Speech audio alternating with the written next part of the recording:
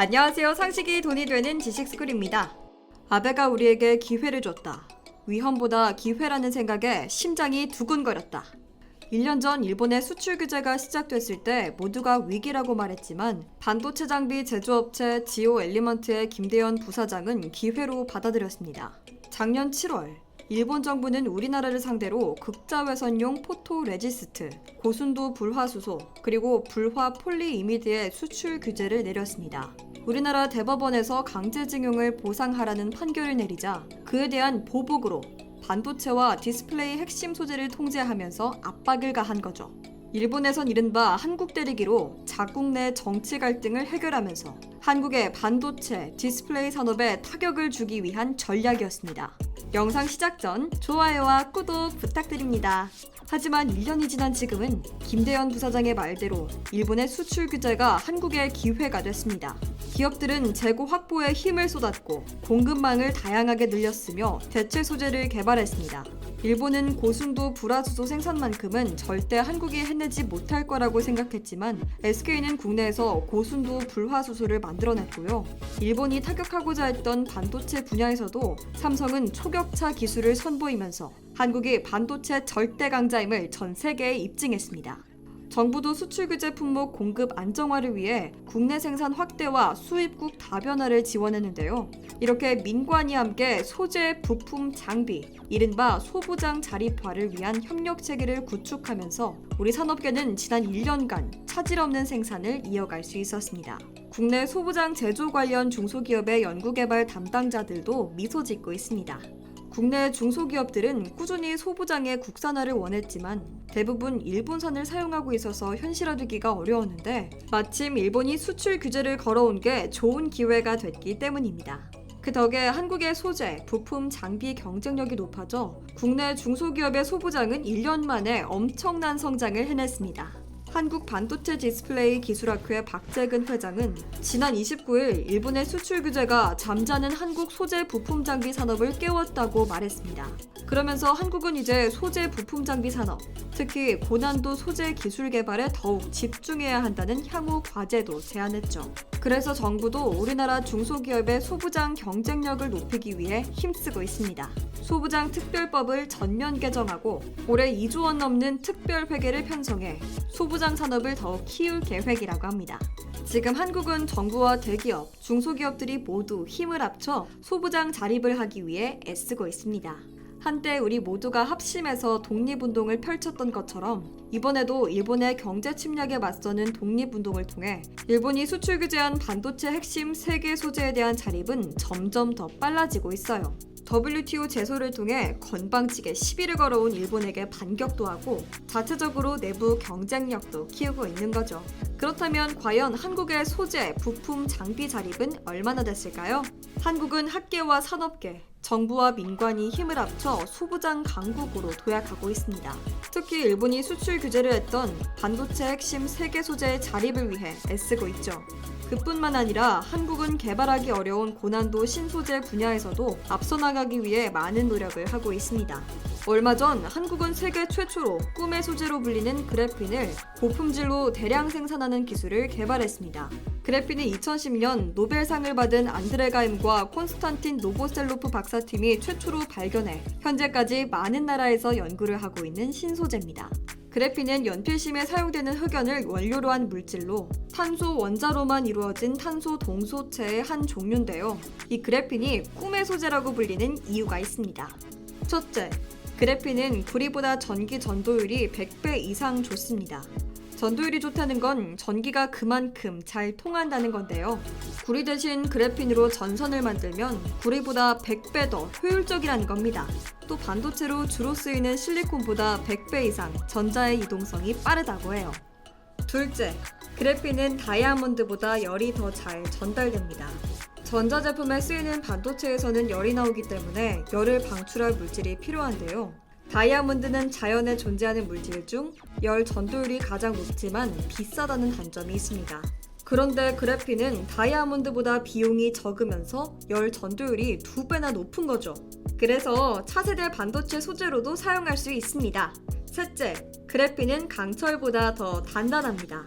보통 단단해야 하는 곳은 강철을 사용하는데요. 그래핀은 강철보다 200배나 더 단단합니다. 게다가 탄성이 매우 좋아서 휘고 구부려도 부러지지 않는 최고의 소재입니다. 이렇게 그래핀은 미래적 가치가 뛰어난 물질입니다. 그래핀을 잘만 활용하면 초고속 반도체는 물론 휘는 디스플레이, 고효율 태양 전지까지 만들 수 있거든요.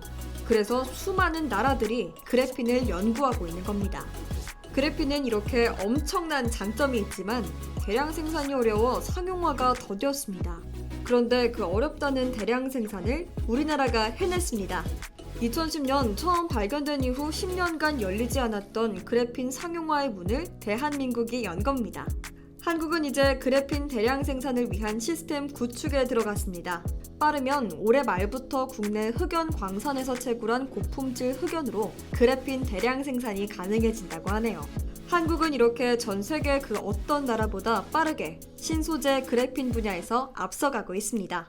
2011년까지는 전 세계에서 그래핀 관련 특허 취득수가 가장 많았고요. 현재는 그래핀의 국제 표준과 관련된 프로젝트에서 3위를 차지하고 있습니다.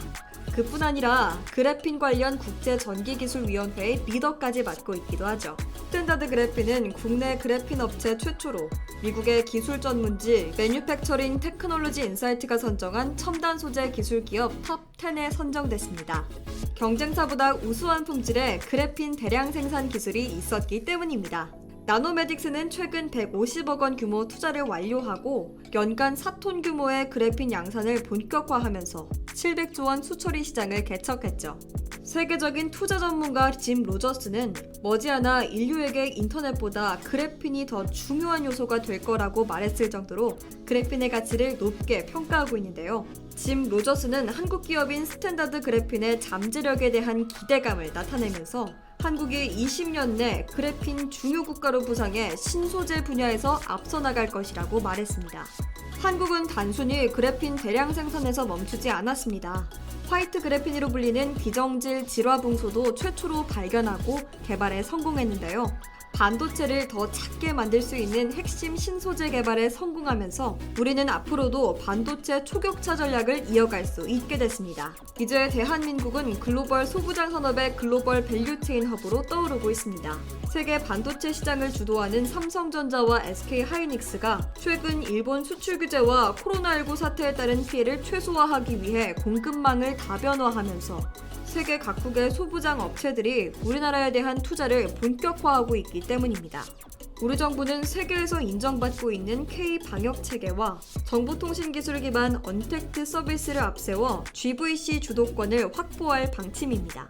특히 소부장 분야에선 적극적으로 외국 자본 유치와 인수합병을 추진하면서 한국을 투명하고 안전한 첨단 산업의 세계 공장으로 각인시키는 데 총력을 쏟을 계획이죠. 글로벌 반도체 소부장 기업들은 이미 한국을 주목했습니다. 코로나 사태로 국가 간 이동 제한이 걸리면서 많은 국가들이 연구개발센터나 생산 거점을 한국으로 이전하고 있는데요. 미국의 듀폰과 램리서치, 독일 머크, 대만 글로벌 웨이퍼스, 심지어 일본계 반도체 소부장 업체들까지도 한국핵에 나섰습니다. 하지만 여기에 만족해서는 안 됩니다. 아직 한국의 소부장 산업은 일본의 90% 수준이기 때문입니다. 하지만 1년 만에 한국의 소부장 산업이 엄청나게 성장하면서 소부장 강국이 되고 있고 또 새로 추진하는 소부장 2.0 전략까지 생각한다면 한국은 곧 일본을 뛰어넘고 반도체 산업에서 독립해 진정한 의미의 탈일본을 할 수 있게 될 겁니다. 특히 꿈의 소재인 그래핀에서 한국이 압도적인 기술을 갖고 있으니까요. 상황이 이렇게 한국에게 유리하게 흘러갈수록 일본에서는 아베의 수출 규제 정책을 비판하는 목소리가 높아지고 있습니다. 일본 극우들은 처음에 한국이 별 수 없이 일본에게 무릎을 꿇을 거라고 생각했지만 이제는 그들마저 아베가 틀렸다고 말하고 있고 언론마저도 일본 기업만 피해를 봤다며 비판했습니다. 한국은 이제 치졸하게 부당한 수출 규제를 단행한 일본에 대해 확고한 자세를 취하고 있습니다. WTO 제소를 다시 진행하고 일본의 태도가 바뀌지 않는 이상 제소를 취소하지 않겠다는 의사를 밝혔습니다. 한국은 이순신 장군의 정신이 있는 나라입니다. 뭐든 할 수 있다고 생각하는 우리 민족에 저력이 있다는 겁니다. 또 한국인들은 발표도 끝까지 일어나는 잡초 근성이 있습니다. 우리는 일본의 치졸한 수출 규제에도 포기하지 않고 혁신과 발전을 이뤄냈습니다. 이제는 소부장 산업으로 경제 극기를 이루면서 일본의 무릎을 꿇리고 있죠. 물론 일본은 계속 뒤에서 한국에 대한 속 좁은 견제를 하고 있습니다. G7 회의에 한국 참석 반대부터 WTO 사무총장 후보 낙선운동 얘기를 꺼내면서 말이죠. 하지만 그럴수록 한국은 더 단호하게 대응해서 일본에게 본때를 보여줘야 하고 미래를 바라보며 국력도 더 쌓아나가야 할 겁니다. 가까운 미래엔 한국이 일본을 제치고 완전한 소부장 강국이 되어 세계를 리드할 수 있지 않을까요? 오늘 영상과 관련된 여러분의 다양한 의견 댓글로 남겨주시면 감사하겠습니다. 아, 혹시 주식하시나요? 반도체 산업 관련 급등 종목이 알고 싶으시다면 오른쪽 버튼을 클릭해주세요. 안녕!